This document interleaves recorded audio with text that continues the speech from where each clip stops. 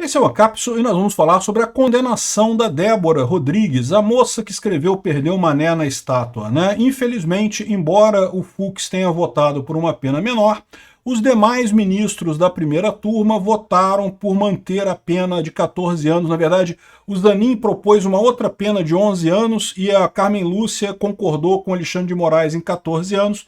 Então, o voto final foi pela condenação a 14 anos, foi a maioria da turma, deve ser a condenação dela no final das contas. É muito triste isso daí, mas é aquilo que eu falei para vocês, né?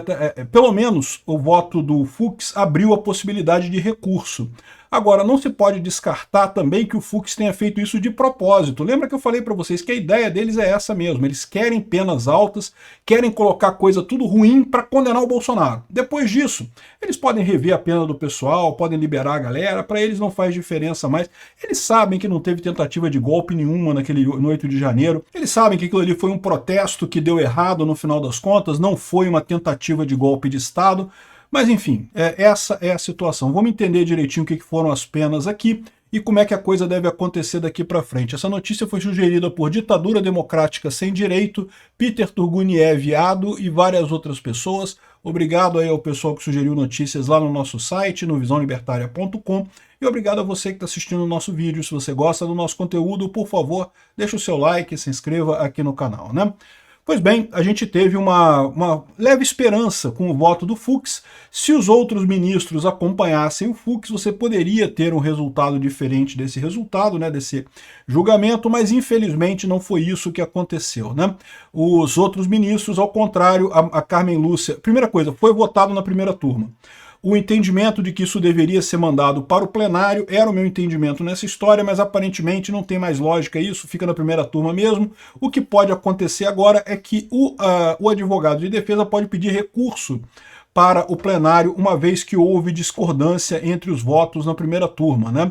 Então pode haver recurso ao plenário, mas de qualquer forma, quando que esse recurso vai ser julgado, isso vai levar um tempo ainda, né?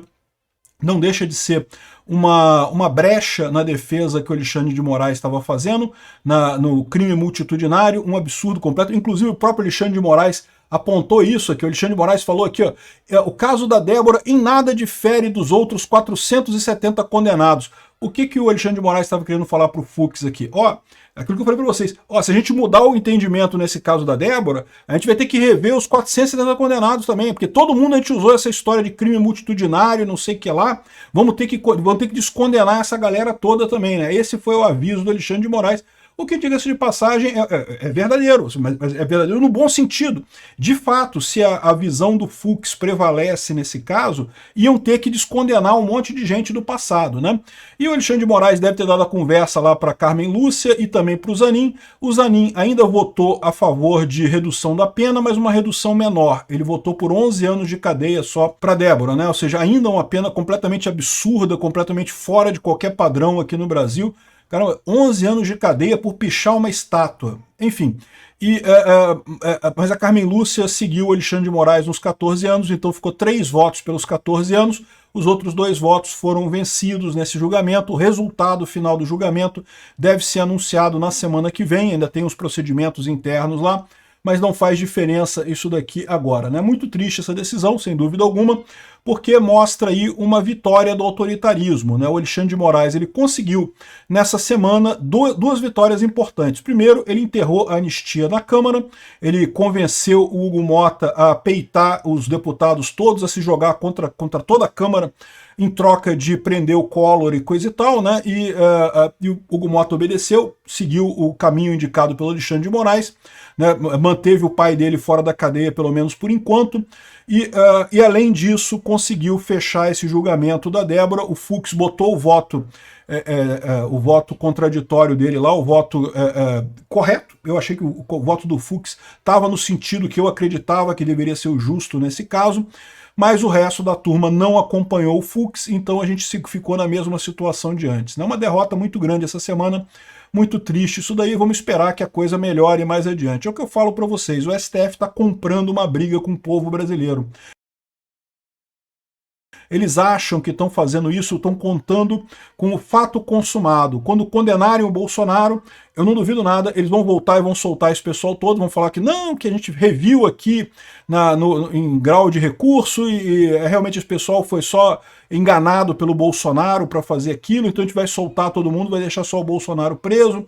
Eu não tenho dúvida nenhuma que esse é o plano deles, mas, como eu expliquei para vocês, eles precisam do conceito do crime multitudinário para poder dizer que qualquer pessoa que teve qualquer coisa a ver com o crime lá estava com interesse de cometer golpe de Estado, o que é falso. Não há nenhuma indicação que as pessoas quisessem golpe de Estado lá. Haviam pessoas com múltiplos interesses ali, múltiplas intenções naquele movimento.